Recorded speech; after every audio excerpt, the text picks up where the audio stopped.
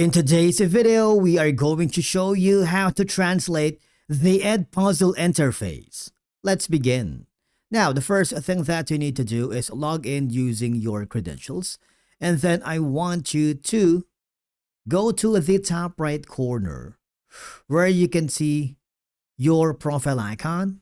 I want you to click on it. And then go to where it says adjustment.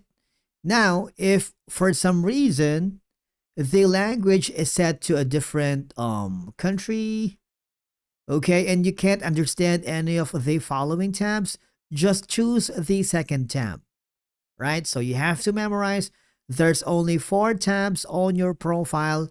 Just click the second tab because this will automatically forward you to your language right here. The first option on the second tab is going to be your language settings. Right now, it is set to Spanish, and all I have to do is click the drop-down menu and choose your language of preference. For example, I am using English right now, and it will automatically convert it to the language of your preference, which is in my case, of course, is English. Now, try to refresh your page to see if that works. I'm going to press F5.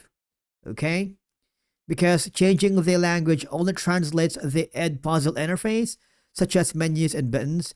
It does not translate or change the spoken audio in the video itself, all right?